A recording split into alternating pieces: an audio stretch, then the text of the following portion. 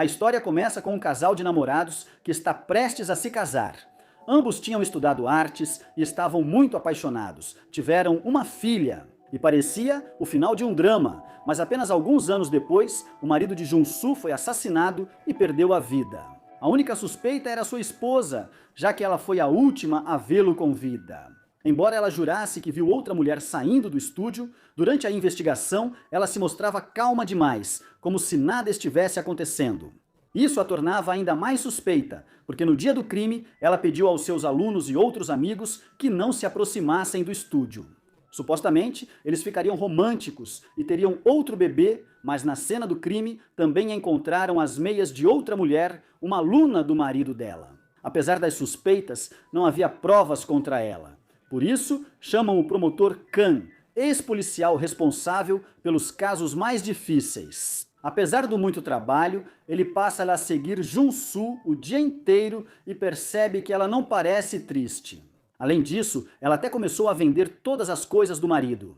Por causa disso, o promotor fica ainda mais intrigado e se torna obcecado por esse caso. Depois interrogam a aluna. Ela diz que nunca aconteceu nada entre ela e o professor e que tudo não passou de um mal-entendido. O promotor resolve investigar, mesmo não sendo mais sua função, e descobre a verdade sobre a arma humana.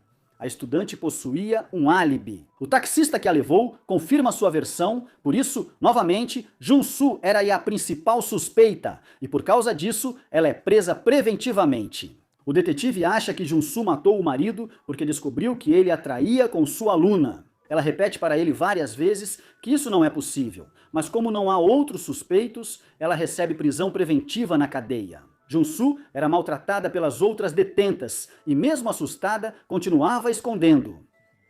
O promotor é elogiado por achar a suposta culpada tão rápido quanto queria ser promovido. Seu chefe lhe diz que deve sentenciá-la o mais rápido possível, para que assim a atenção das pessoas se concentre nela e ignore um caso de fraude que eles estavam tentando encobrir.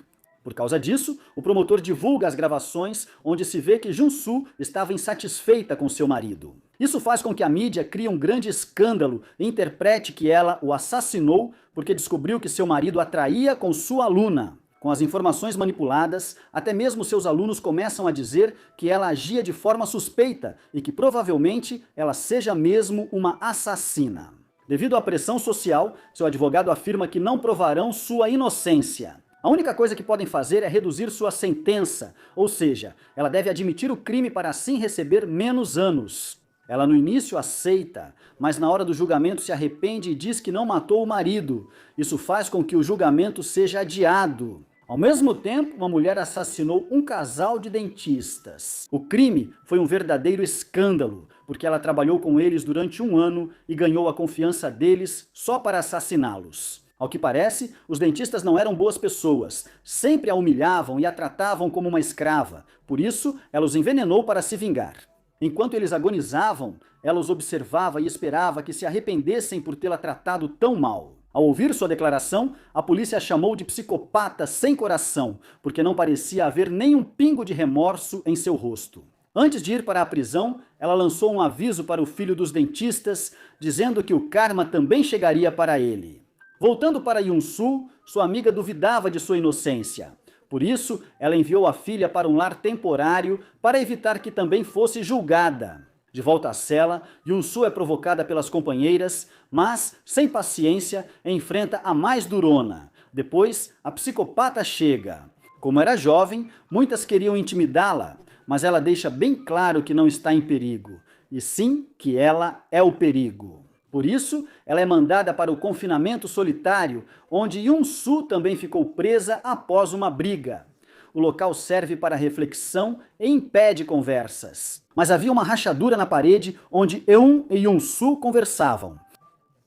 Ela confessa que a viu na televisão e sabe que está dizendo a verdade, por isso propõe um acordo. Como ela já tem prisão perpétua, pode confessar que matou o marido? Assim, ela poderia ser libertada. Jun-soo não entende por que ela a ajudaria dessa forma. A psicopata diz que em troca de sua liberdade, ela deve lhe fazer um favor muito especial.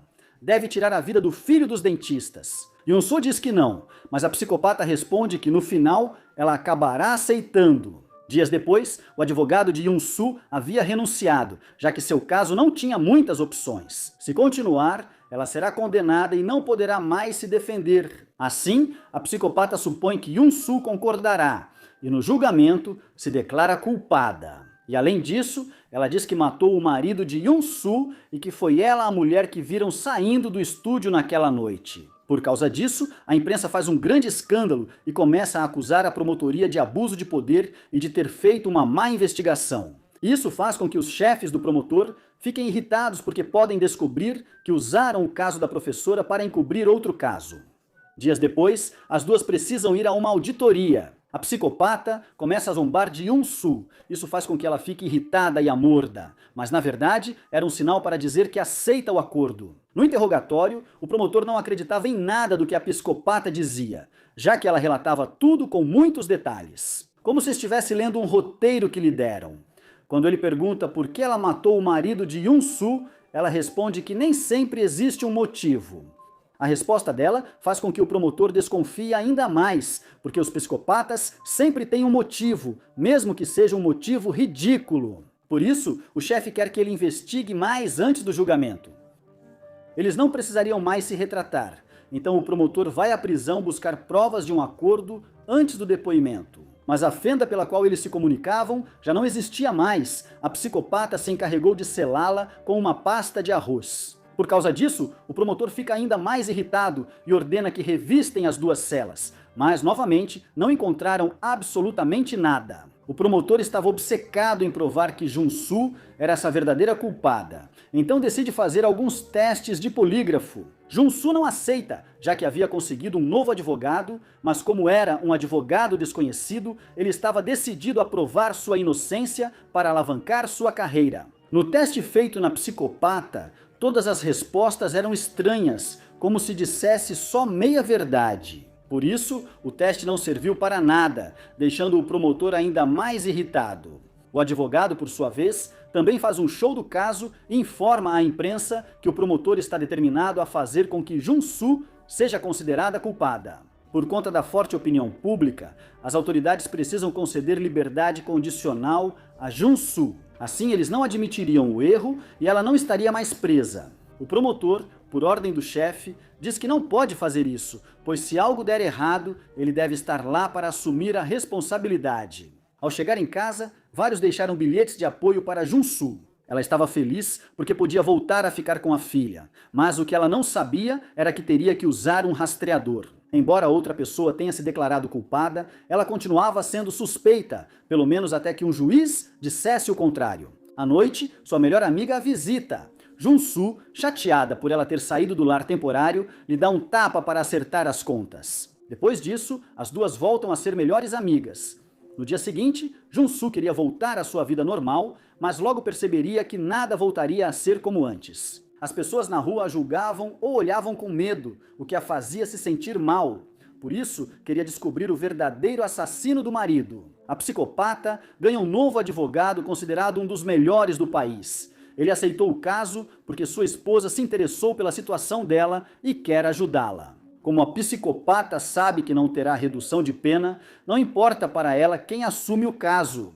No dia seguinte, Jun-Soo vai à casa dos dentistas e começa a vasculhar suas coisas. Assim, ela começa a voltar várias vezes, mas nunca faz nada porque está com muito medo até mesmo de tentar. Pela manhã, a psicopata enviou uma carta e o advogado J.I. foi pessoalmente entregá-la. Quando ela lê a carta, a psicopata dizia para ela aproveitar bastante o tempo com sua filha. Já que, se ela não cumprir a parte dela do acordo, a psicopata vai confessar que não matou o marido, e assim Jun-Soo terá que voltar para a prisão. O acordo era que Jun-Soo tirasse a vida do filho dos dentistas, mas ela nunca matou ninguém, então não acreditava que conseguiria fazer isso. Antes de ir dormir, ele começa a sentir que alguém o observa ao apagar as luzes, e pode ver alguém na porta quando sai lá fora. Era a mesma mulher que ele viu na noite do assassinato do marido dela. Por isso, ele decide segui-la, mas como ela tinha um rastreador, a polícia logo a encontra e prende. Embora ela repetisse várias vezes que o assassino do seu marido estava bem na frente dela, como ela estava em liberdade condicional, a polícia não deu muita atenção. Ao saber, o advogado se enfurece e ameaça processar caso não a liberem para casa. Como as gravações mostram uma pessoa mascarada no jardim, a polícia se assusta e permite que ela volte para casa. Depois chega o promotor e diz para Jun-Soo que exatamente na mesma hora em que ele perseguia a mulher, a psicopata não aparecia em lugar nenhum na prisão. Isso a faz pensar que pode ter sido a culpada.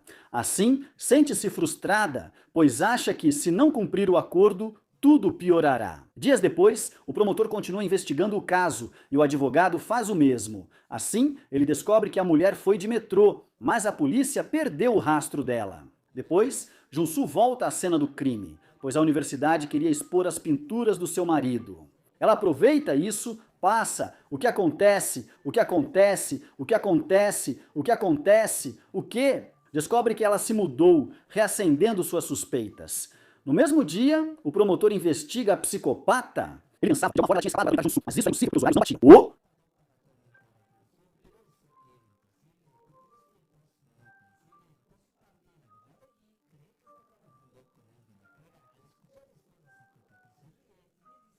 Dias depois, é o julgamento da psicopata.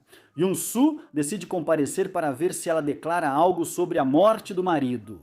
Eu sabia que ele estava lá, então olha para a câmera e diz para ele se apressar e não fazer nenhuma besteira. Isso faz com que o promotor desconfie. Mas a psicopata diz que estava se referindo a si mesma e que não era uma mensagem oculta, nem nada parecido. Jun-Soo ficou muito nervosa porque ela entendeu a mensagem. Ao terminar o julgamento, o pai da vítima diz para ela ir para o inferno de uma vez. Jun-Soo sabe que não lhe resta muito tempo, então volta a seguir o filho dos dentistas. Assim, ela descobre que ele tinha uma vida dupla. Ele fingia ser bom com o avô, mas sempre voltava para a casa dos pais para jogar videogame e parecia envolvido em negócios duvidosos. No dia seguinte, Jun-Soo vai ao oficial de condicional, mas ao sair da delegacia, encontra o filho dos dentistas. Parece que ele também estava em liberdade condicional. Por causa disso, ele decide investigar mais e entra no computador da polícia. Assim, consegue ver que ele tinha um caso grave de 2 anos atrás. Quando ele pesquisa na internet, percebe que o garoto foi acusado de estupro, mas foi absolvido por ser menor de idade. Além disso, faltaram provas suficientes do crime, o que impediu uma punição adequada. Voltando para a prisão, a psicopata vê como estavam batendo na garota gorda, já que no dia seguinte ela seria libertada. No último dia dela, as valentonas planejaram uma surra de despedida, mas exageraram e ela acabou inconsciente. Por causa disso, Eun rapidamente começa a bater nela. As guardas pensam que ela está atacando, por isso a agridem para que pare de machucá-la. Na verdade, foi o oposto. Com seus golpes, ela a reanimou e salvou sua vida. Ao que tudo indica, a psicopata tinha conhecimentos médicos. Dias depois, Jun-Soo e o advogado encontram a marca de um relógio na cena do crime. Se coincidir com o relógio de EUN, essa seria a prova que eles precisam para demonstrar a inocência de Jun-Soo. Mas ela sabia que não iriam coincidir porque Eun não era a assassina do seu marido. Então ela não queria que seu advogado continuasse investigando, já que se descobrissem que a psicopata estava mentindo, Jun-Soo voltaria para a prisão. À tarde, ela recebe uma ligação do jardim de infância. Parece que sua filha havia se perdido. Depois de procurarem muito, descobriram que quem estava com ela era a nova amiga da psicopata, a garota gordinha, a quem ela salvou a vida. Ela lhe devia um favor, então também aproveitou para mandar um recado. Para Jun-Soo, disse que ele não tem muito tempo e que não é hora de hesitar. O advogado desconfia e começa a interrogar a garota gordinha, mas Jun-Soo diz para ele parar e não investigar mais nada. Essa mensagem assusta muito Jun-Soo, porque ele pensa que a psicopata tem mais poder sobre o relógio, então decide cumprir sua parte do acordo. Por isso, ele quebra seu rastreador e diz ao policial que caiu da bicicleta. Assim, teria 1 hora para cometer seu crime. Ao chegar à casa do filho dos dentistas, ele diz que vai inspecionar o gás. O garoto deixa ela entrar e Jun-Soo o ataca por trás. O garoto tenta se defender, mas Jun-Soo tinha um taser e consegue dominá-lo. Após fotografá-lo, ela volta para casa e felizmente a policial a encontra. No dia seguinte,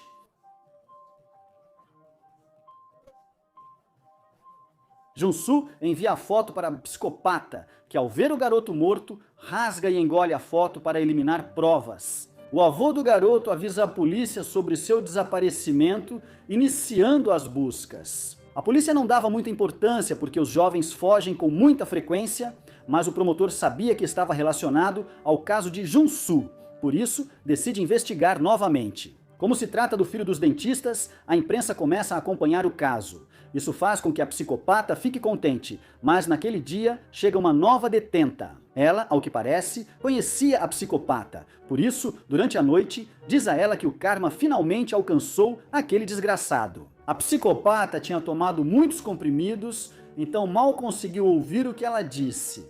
Ela fez isso porque, supostamente, sua vingança havia terminado, mas as outras internas chamaram no dia seguinte. Junsu aproveita isso e vai vê-la no hospital.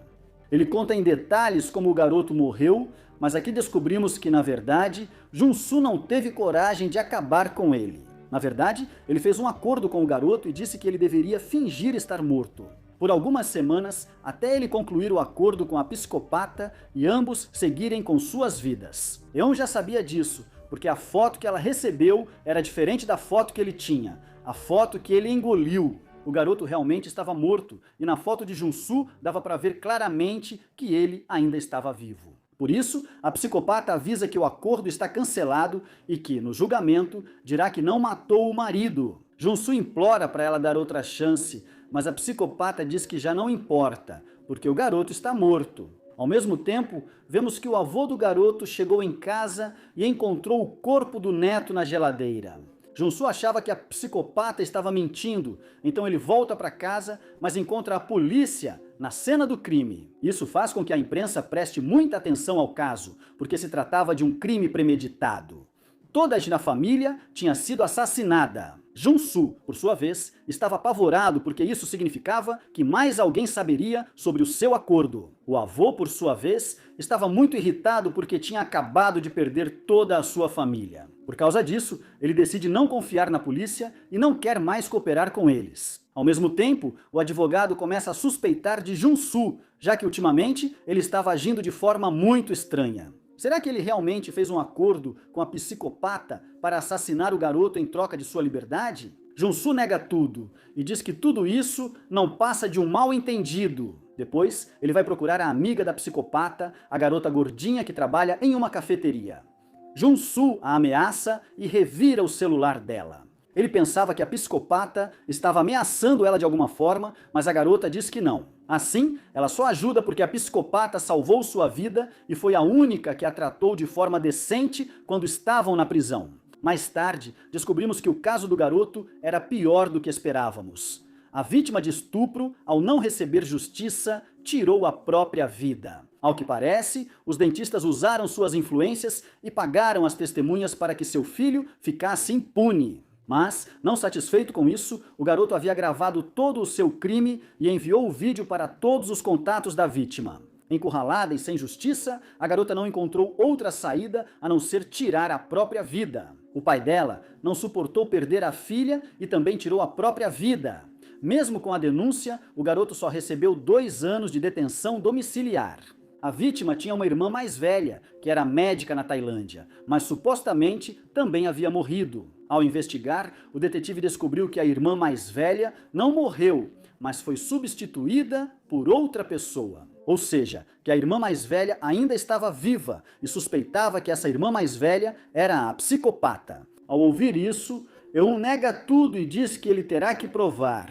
Mais tarde, a nova detenta recebe a visita de um rapaz. Eun vê e começa a suspeitar dela. Quando tem a oportunidade, pede para que ela conte tudo, mas a jovem não quer falar. Então Eun acaba atacando-a e tenta acabar com ela. O promotor seguia obcecado por Junsu, pois sabia que ela estava envolvida. Ao revisar o histórico dela, descobre que ela tinha ido à casa do rapaz várias vezes durante muitos dias. Além disso, no dia em que ele morreu, o localizador dela quebrou. Isso não era coincidência demais? Então o promotor pede a prisão preventiva, mas antes que a polícia chegue, o avô da vítima entra à força e diz que não vai machucá-la. Ele só quer saber se ela está por trás da morte do neto dele. Junsu queria ajudar, mas não sabia quem era o garoto ou o assassino, então ficou assustado e fugiu. A polícia emite um alerta e pede que ela seja presa. Junsu quer descobrir a verdade, então ela tira o rastreador para não ser presa. Enquanto isso, na prisão, a nova detenta é levada de volta para sua cela. Mas ela aproveita o descuido da guarda para amarrar uma corda no pescoço e pular do segundo andar. Ao vê-la agonizando, a psicopata se lembra de tudo o que aconteceu antes de chegar a esse ponto. Ao que parece, essa garota era a colega. Ele a viu uma vez quando ela fez uma videochamada. Também se lembra que não eram simples amigas, mas sim sua melhor amiga. Em um ano, ela terminaria seu internato e voltaria para a Coreia para ficar com a família. Mas então chegou a pandemia e ela não pôde fazer isso. Como estava muito ocupada, não conseguiu responder nem falar com sua irmã mais nova durante meses. Naquela época, a psicopata na verdade não era uma psicopata, mas sim uma garota comum. Como cuidava de muitos pacientes com Covid, acabou se contaminando e ficou semanas sem conseguir atender o telefone. Ao se recuperar, recebeu a notícia terrível. Enviaram para ela o vídeo do abuso da irmã. Mas isso não era o pior, e sim que suas supostas amigas mudaram o depoimento e deixaram sua irmãzinha como se fosse qualquer uma. Além disso, o vídeo já estava na internet e todo mundo estava julgando ela. Ao saber de tudo isso, ela ainda estava arrasada porque tinha perdido toda a sua família. Por isso, ela queria voltar à Coreia, mas as fronteiras seguiam fechadas. Desesperada, ela tentou tirar a própria vida, por isso seus colegas a amarraram e a trancaram. Voltando ao presente, a garota sobreviveu graças à ação rápida dos oficiais, mas quebrou a perna e poderia morrer de hemorragia sem tratamento. A caminho do hospital, pediram para Eun salvá-la por ter conhecimento médico. Ela, embora a odiasse por trair sua irmã, decide ajudá-la, mas faz isso sem avisar. Com o tempo, o promotor investiga a casa de Junsu. Como agora ela era uma fugitiva, ele tinha a desculpa perfeita para acusá-la de todos os seus supostos crimes. Também havia provas de que ele esteve na casa do garoto no dia da morte. Enquanto isso, Eun leva a garota ao hospital. Graças à sua ajuda, ela sobrevive. Junsu, por sua vez, liga para seu advogado e diz que não matou o garoto e que alguém está tentando incriminá-lo. O advogado afirma acreditar nela, mas antes de continuarem, o detetive chega e pede seu telefone. Depois, Junsu invade o hospital e pede que Eun conte tudo o que sabe sobre o verdadeiro assassino. Ela conta que recebeu a foto um dia antes de falar com ela. O curioso é que a foto era exatamente igual à que Junsu havia tirado. Ou seja, a pessoa que queria incriminá-lo esteve observando-a todo esse tempo. Eun também quer saber de quem se trata, diz que elas devem trabalhar juntas quando saírem. Eun foge dos oficiais, mas quando parecia que ia conseguir, um oficial a encurrala. Mas atrás dela surge o avô do rapaz. O senhor atinge a guarda e diz para Eun que ela não deveria ter assassinado seu neto, que deveria ter se contentado em acabar com os pais dele. Ela diz que simplesmente o karma dele chegou e quando tenta atacar o avô, ele acaba esfaqueando ela. Embora, para seu azar, ele não conseguiu assassiná-la, apenas a mandou para o hospital. Ela ficou muito ferida, mas não denunciou o avô por tê-la atacado.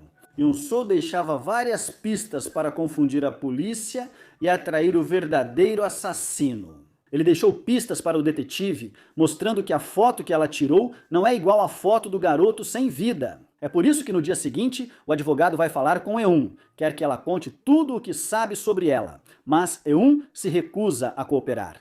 Diz que não a viu. O advogado pergunta por que ela a escolheu, ao que ela responde que parecia mais desesperada do que ela, e além disso sabia que não matou o marido. Então ela seria um alvo fácil. Naquele dia, ocorreu uma exposição das obras do marido de Junsu. Ela foi vê-las e foi registrada pelas câmeras, mas já havia ido embora quando o promotor chegou. Depois, ela faz uma transmissão no seu canal do YouTube. Ela admite que assassinou o marido e que fez um acordo com Eun em troca de matar o garoto. Ela sabe que o que fez foi errado, mas revela que na verdade não matou o garoto. Os dois fizeram um acordo à parte para que ele fingisse a própria morte até que Eun acreditasse e parasse de chantageá-la. Mas alguém estava seguindo ela e matou o garoto de verdade para incriminá-la. Além disso, ela culpa o promotor por não ter feito uma investigação imparcial, pois desde o início a viu como culpada e isso fez com que a investigação fosse tendenciosa. Por causa disso, a população começa a ligar para a polícia exigindo uma explicação. Eugênie, por sua vez, conversa com a detenta que salvou. Ela pede desculpas por trair sua irmã e diz que se arrepende disso todos os dias da sua vida. Depois, ela conta que o garoto não tinha mudado, continuava aprontando das suas. Agora que seus pais não estavam mais, ele tinha mais liberdade, até mesmo extorquia seus colegas para que lhe dessem dinheiro. Um deles instalou câmeras em casa e parece que viu quando ele foi assassinado. Ou seja, havia uma testemunha e, além disso, evidências de que Yun-Soo não era a verdadeira assassina. Ao mesmo tempo, o advogado confronta o promotor por prejulgar Yun-Soo, pedindo que ele seja imparcial para que possa fazer uma investigação objetiva. Yun-Soo finalmente encontrou a assassina do marido. Tratava-se da esposa do advogado Yi, ou seja, todo esse tempo o advogado Yi estava enganando e manipulando Yun-Soo para que ela fosse a suspeita de todos os crimes. Embora Yun-Soo estivesse descoberto, agora ela precisava de provas que comprovassem isso. Mas nesse instante, ela soube que o avô do garoto havia sequestrado sua filha, então rapidamente foi até ele para salvá-la. Eun também ficou sabendo disso, por isso decidiu ajudá-la. Ela finge que a garota a esfaqueou e, quando está na sala de cirurgia, ameaça a enfermeira e consegue escapar. No táxi, ela grampeia os ferimentos calmamente. O advogado já eliminara provas e pretendia resolver tudo naquele dia. Será que o avô acaba com Yun-Soo ou Yun-Soo acaba com o avô? De qualquer forma, eles ganhariam, então só precisavam esperar a luta começar. Mas não contavam que Eun tinha escapado. O promotor, por sua vez, estava começando a suspeitar do advogado Yi, já que Yun-Soo tinha colocado a foto da esposa dele entre as evidências. Nesse momento, Yun-Soo chega à casa onde o avô manteve sua filha presa. Ele não era um monstro, só queria respostas, queria saber se foi ela quem matou seu neto, Yun-Soo. Ele diz que não, que há outra pessoa por trás disso tentando incriminá-la. Acontece que o advogado também tinha planejado isso, por isso enviou o vídeo onde ela ataca seu neto, Yun-Soo. Ele afirma que foi atacado, mas não morto por ela. O avô não acredita e exige que confesse, ameaçando matá-la diante da filha. Mas antes que algo grave aconteça, Eun chega e começa a dizer que, se o neto dele tivesse admitido seu crime, nada disso teria acontecido. Eun e o avô começam a lutar. Yun-Soo também entra na briga para tentar impedir o avô. No final, os três caem do segundo andar, mas ninguém perde a vida. Isso arruína os planos do advogado, porque agora ele mesmo terá que se livrar de Yun-Soo. Ela, por sua vez, sabe que isso ainda não acabou, por isso deixa sua filha com o promotor e diz que ele cuidará dela até que tudo termine. À noite, o advogado Ji diz à esposa que precisam se livrar de Yun-Soo rapidamente, pois o tempo deles está acabando. Yun-Soo e Eun planejam desmascarar o advogado Ji e, por estarem envolvidas, decidem não guardar segredos. Por isso, Yun-Soo pede para que ela diga seu nome verdadeiro.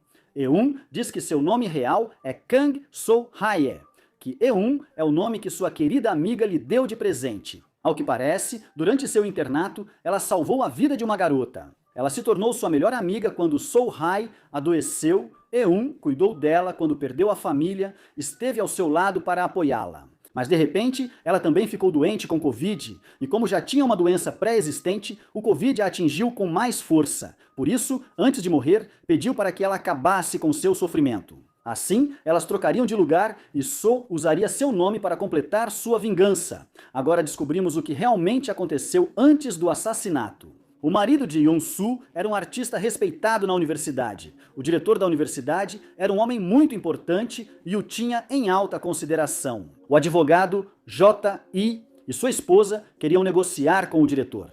Por isso, ela lhe deu um quadro de um artista africano quando o encontrou.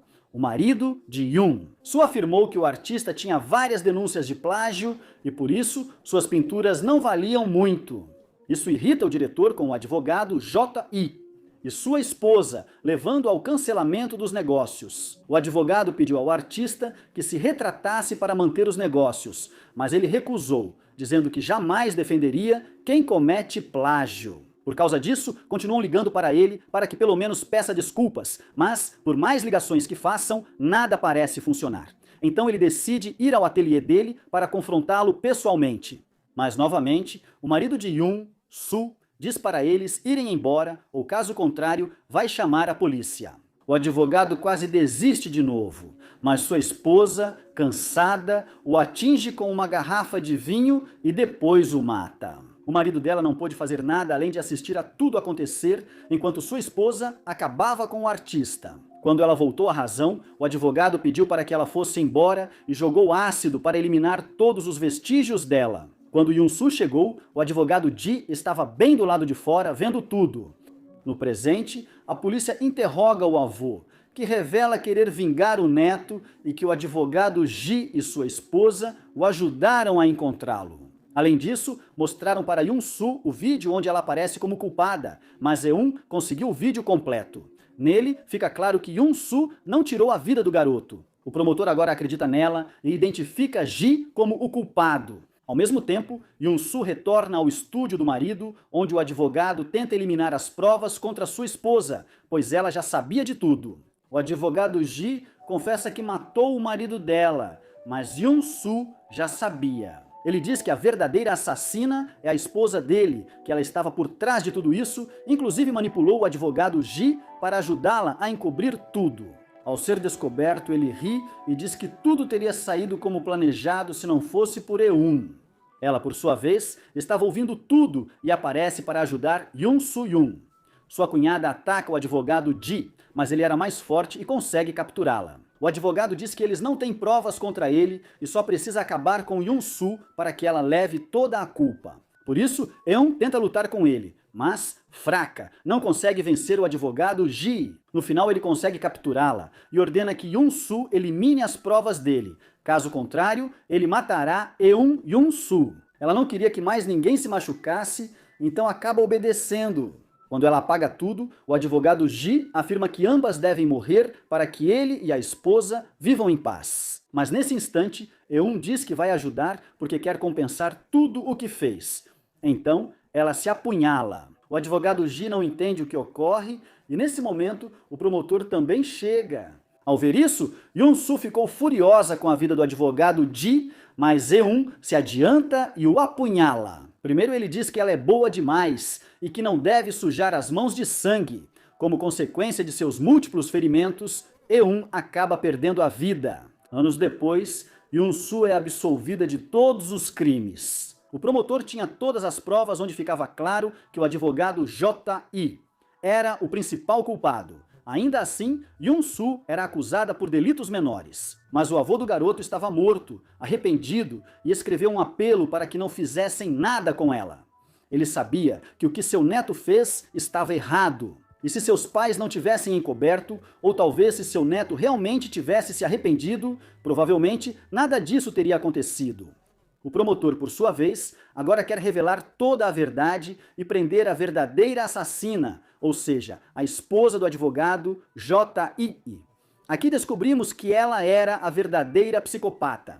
Todo esse tempo ela estava fingindo. Até agora, ela o incriminou e diz ao promotor que é apenas mais uma vítima. Mas agora vemos que, na verdade, não era assim.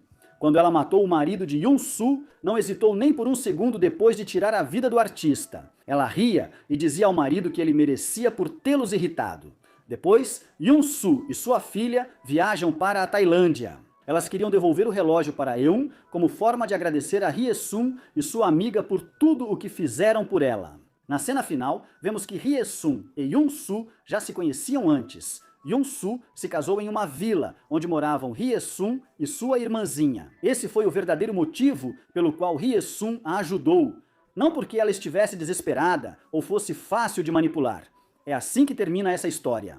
Me contem nos comentários o que acharam do drama. Eu gostei de quase tudo, só tem um pequeno detalhe. O motivo do assassinato me parece muito ridículo, mas enfim, os psicopatas nem sempre precisam de um motivo para cometer seus crimes. Obrigado por assistir ao vídeo até o final, espero que tenham gostado do resumo. Não se esqueçam de deixar o like e se inscrever no canal para não perder nenhum resumo. Nos vemos na próxima história.